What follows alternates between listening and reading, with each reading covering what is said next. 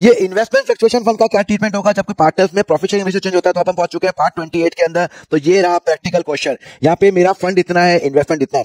देखो investment fluctuation fund हम बनाते हैं कि अगर इसकी वैल्यू कम हो जाती है तो पहले ये बियर करेगा और फिर पार्टनर बियर करेंगे। यहाँ पे ओल्ड रेशियो दे रखा है, न्यू रेशियो दे रखा है। अगर कोई इन्फॉर्मेशन नहीं है, केस नंबर 1 कोई इन्फॉर्मेशन नहीं है, तो मैं यही मानूंगा इन्वेस्टमेंट की वैल्यू एज इट इज है और ये मेरा बन जाएगा फ्री रिजर्व। तो इन्वेस्टमेंट फ्लक्चुएशन फंड को मैं डेबिट करूंगा 50,000 रुपए, इसको तोड़ूंगा और मैं ABC कैपिटल में मैं बांट दूंगा। कौन से रेशियो में? हमेशा ध्यान रखना ओल्ड रेशियो में, कभी भी न्यू रेशियो में नहीं बांटूंगा। ठीक है।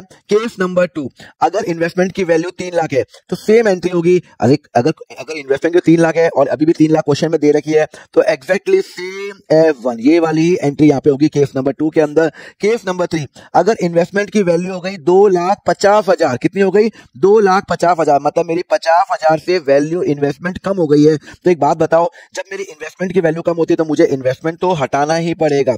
इन्वेस्टमेंट तो मुझे हटाना ही पड़ेगा 50,000 रुपए। अब ये जो इन्वेस्टमेंट की वैल्यू गिरी है ये कौन संभालेगा? ये संभालेगा मेरा पहले ये फंड संभालेगा। तो मेरे पास पहले से ही फंड कितने का पड़ा हुआ है? 50,000 का पड़ा हुआ है। तो इसने क्या किया? इन्वेस्टमेंट की वैल्यू गिरी और ये इन्वेस्टमेंट फ्लक्चुएशन फंड ने इसका ये जो जो जितना भी गिरा ये पूरा संभाल लिया और कोई भी पैसा पार्टनर्स के लिए बचा नहीं है। क्लियर है? अब हम करेंगे द नेक्स्ट केस के अंदर, जहां पे केस नंबर 4 करते हैं। केस नंबर 4 में क्या लिखा हुआ है?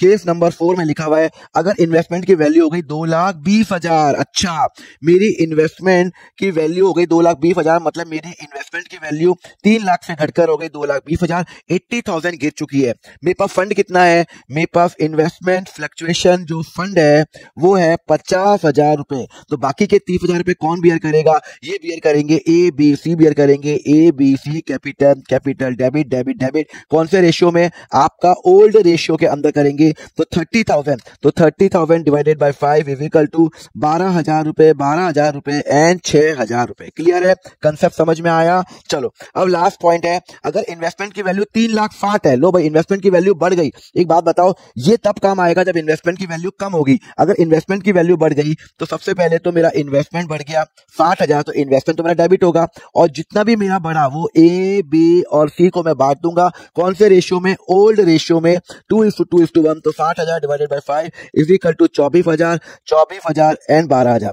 फिर मेरे पास ये भी तो बच गया, ये बच गया ना। तो यहाँ पे मैं इन्वेस्टमेंट फ्लक्चुएशन फंड को डेबिट करूंगा 2A, 2B और 2C में मैं बांट दूंगा। कौन से रेशियो में बांटूंगा? बट ऑब्वियस ओल्ड रेशियो में बांटूंगा। हमेशा ध्यान रखना ये मैं ओल्ड रेशियो में ही बांटता हूं। क्लियर है? समझ में आया? और अब हम करेंगे नेक्स्ट लेक्चर के अंदर ये रिवर्जन अकाउंट का ट्रीटमेंट होगा। उसके लिए फॉलो करो अकाउंट फंडा।